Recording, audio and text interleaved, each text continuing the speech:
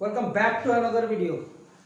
हम लोगों ने गति चैप्टर में पढ़ चुका है गति, वेग, चाल, त्वरण और हम लोग अदिश राशि, सदिश राशि, इन सभी का अध्ययन हम लोगों ने किया है। और आज हम लोग पढ़ेंगे ग्राफ। ग्राफीय विधि से हम लोगों को सिद्ध करना है गति के समीकरणों को। तो देखिए, मोशन चैप्टर में सबसे पहले चाल, समय, ग्राफ। ग्राफ का प्रयोग हम लोग ऑलरेडी पहले भी समझते हैं, देखे भी हैं। जब भी टीवी में भी हम लोग देखते हैं स्कोर बोर्ड को, क्रिकेट मैच देखे हैं ना, क्रिकेट मैच में स्कोर बोर्ड को अगर जब हम लोग देखते हैं तो उसमें बहुत सारा बार ग्राफ दिखाई पड़ता है। एक साइड रहता है ओवर, एक साइड रहता है रन। तो एक्स एक्सिस में ये 2 डायमेंशनल ग्राफ है, द्विविमीय ग्राफ है। ये एक्स एक्सिस और एक वाई एक्सिस।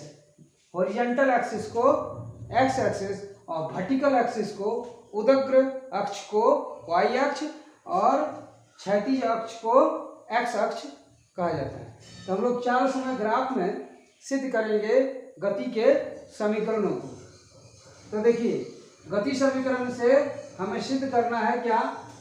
गति के समीकरण से हम लोग, गति के 3 समीकरण होता है, मोशन के 3 इक्वेशन होता है, equation of motion.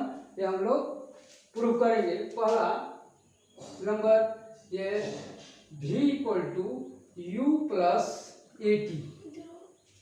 Number 2 s = ut + ½ at²।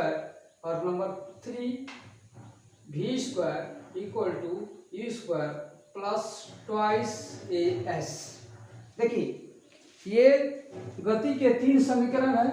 पहला v = u + at, दूसरा s = ut + ½ at², तीसरा v² = u² + 2as। ये 3 समीकरण को आप लोग नोट कर लीजिए। फिर v is final velocity. v क्या है?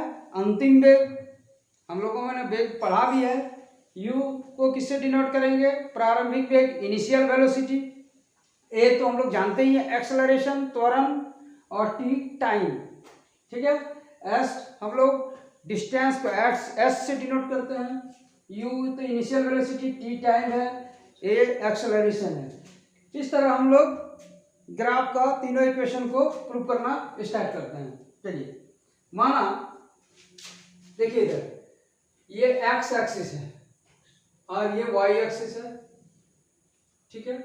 एक्स एक्सिस में हम लोग टाइम को लेते हैं, एक्स एक्सिस में टाइम को, इधर वाई एक्सिस में स्पीड को, ठीक है।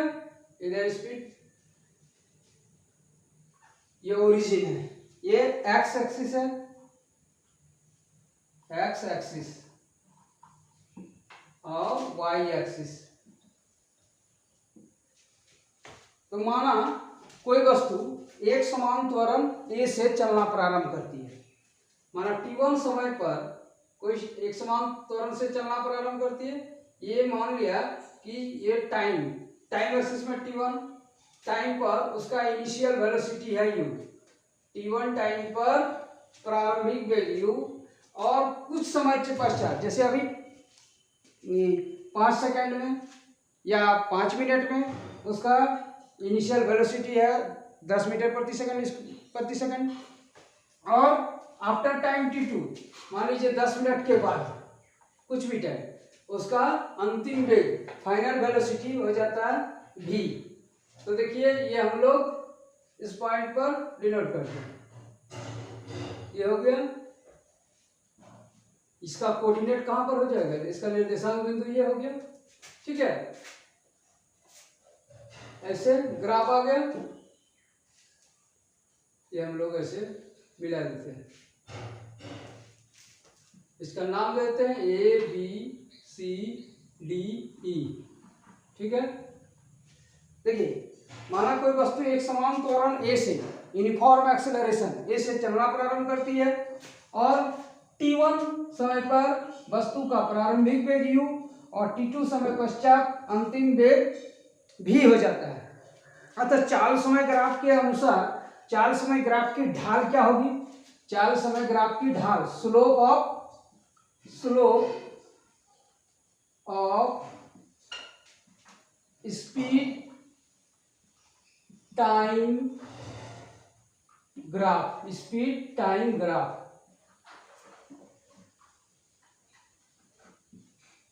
According to speed time graph slope जो होता है वो DE/AE मीन्स वर्टिकल डायरेक्शन में हम लोगों ने अपवर्ड डायरेक्शन में वेलोसिटी स्पीड को शो किया है, और डाउनवर्ड डायरेक्शन में हम लोग टाइम को शो किया है। इसलिए उधर एक जो डायरेक्शन है अपवर्ड डायरेक्शन में ये स्पीड, और डाउनवर्ड डायरेक्शन में हम लोग टाइम को लेते हैं। तो स्लोप उसमें क्या होगा? स्लोप मीन्स एक्सेलरेशन हम लोग जानते ही है, acceleration equal to speed by time. तो एक्सेलरेशन ए इक्वल टू क्या होगा? A equal to slope means slope of the graph means DE/AE। DE slope of the graph means DE/AE। देखिए, और DE, ये DE को पूरा हम DC माइनस EC लिख सकते हैं। मान लीजिए DE एक इतना बड़ा लकड़ी है, उसमें एक छोटा सा लकड़ी EC तोड़ देते हैं, तो ये DC में EC माइनस कर दिए, हो गया DE।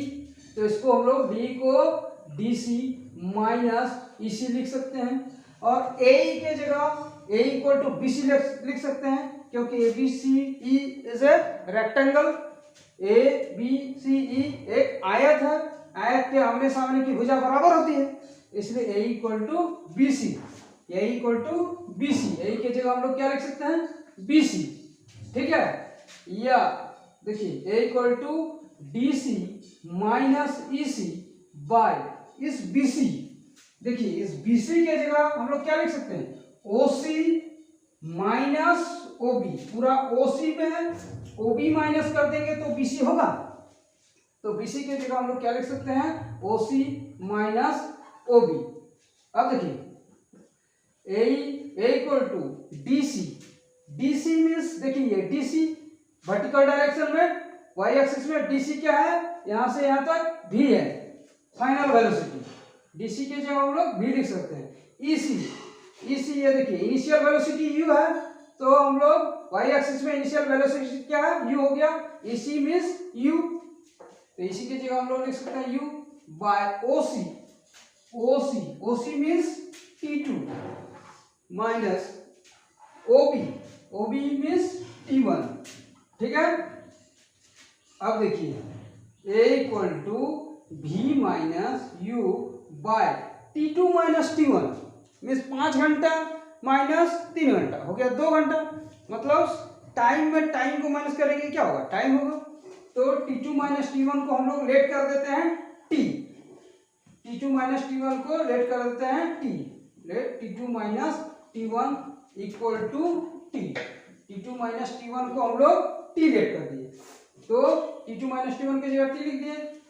अब देखिए क्रॉस माइनस मल्टीप्लिकेशन करेंगे तो V minus U equal to 80 होगा, या V इक्वल टू ये माइनस इक्वल टू को उधर चला गया तो हो जाएगा प्लस U प्लस 80। तो देखिए इक्वेशन फर्स्ट इक्वेशन हम लोग प्रूव कर दिए, V equal to U plus 80। ये गति का पहला समीकरण जो है प्रूफ हो गया। अब दूसरा समीकरण में देखिए क्या है? S equal to UT plus half AT square. दूसरे समीकरण में क्या है? S equal to UT plus half AT square. देखिए मीन्स S क्या? तय की गई दूरी। तो चाल समय ग्राफ के अनुसार according to speed time graph क्या हो गया? तय की गई दूरी मीन्स हो गया ये ABCD, ये ग्राफ ABCD जो एक समलंब चतुर्भुज है, ट्रेपेजियम समलंब चतुर्भुज का क्षेत्रफल। चाल समय ग्राफ के अनुसार क्या होगा? तय की गई दूरी according to speed time speed time graph, according to speed time graph, चाल समय ग्राफ के अनुसार तय की गई दूरी, वस्तु द्वारा तय की गई दूरी, वस्तु द्वारा तय की गई दूरी, डिस्टेंस कवर्ड, ठीक है, वस्तु द्वारा तय की गई दूरी, वस्तु द्वारा तय की गई दूरी क्या होगा, एस। ये समलंब चतुर्भुज ABCD का क्षेत्रफल means area of trapezium, area of trapezium ABCD, area of trapezium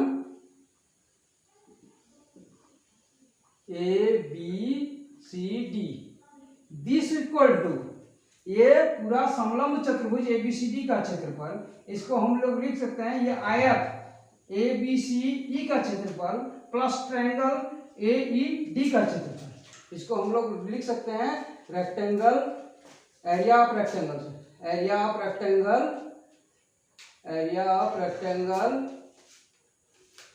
rectangle, area of rectangle ABCE, ABCE plus area of triangle AED, area of triangle AED, ठीक है।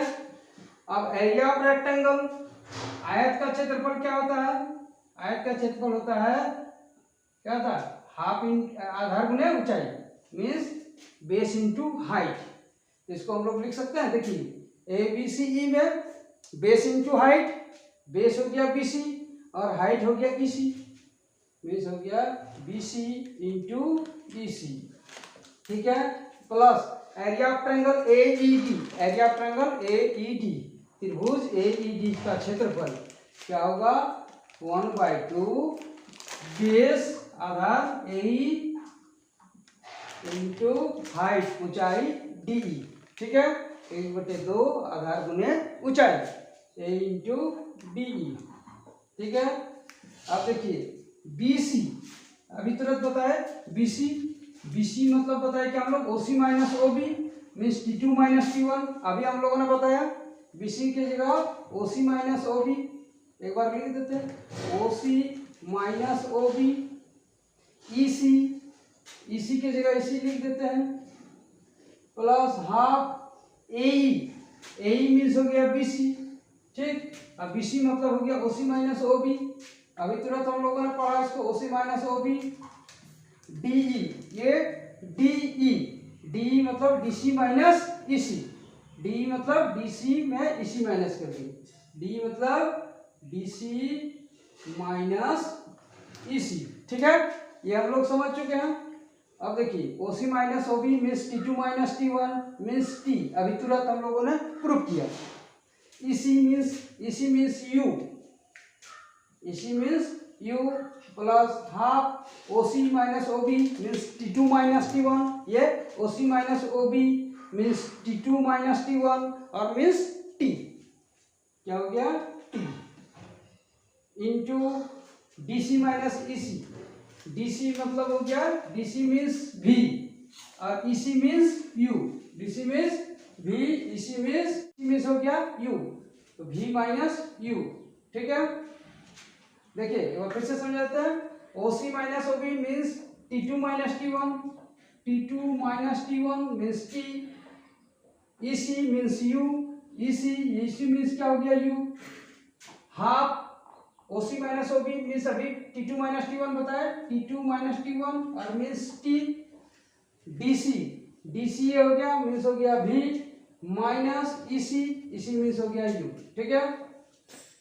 अब दिस इक्वल टू क्या हो गया UT S इक्वल टू क्या निकला UT plus half V minus U equal to 80, equation में देखिए V, इक्वेशन 1 में हम लोग सीखा V, ये आ गया इधर minus U, V minus U equal to 80 होगा ना इक्वेशन 1 से, तो क्या हो गया V माइनस U के जगह हम लोग 80 लिख सकते हैं, एक T ये है और V माइनस U के जगह हम लोग क्या लिखेंगे 80 और S equal to UT plus half 80 square, ये इक्वेशन 2, इक्वेशन हम लोगों ने, ये इक्वेशन सेकंड, गति के दूसरे समीकरण को हम लोगों ने सिद्ध किया है। बढ़िया से आप लोग देख लीजिए, ठीक है।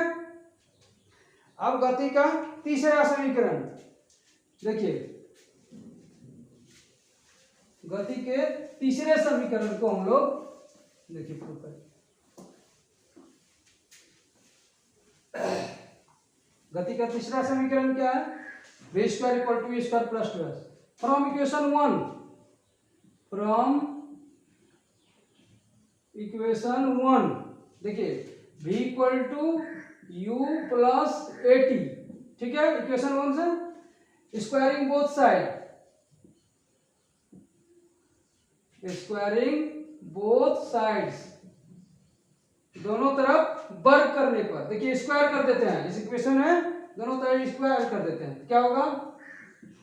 v square equal to u plus 80 का स्क्वायर, ठीक है।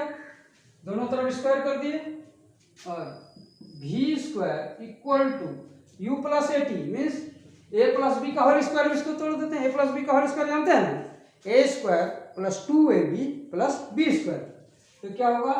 a स्क्वायर मीन्स u का square plus 2ab, 2a means हो गया u और b मीन्स हो गया 80 plus b square means a square t square, ठीक है।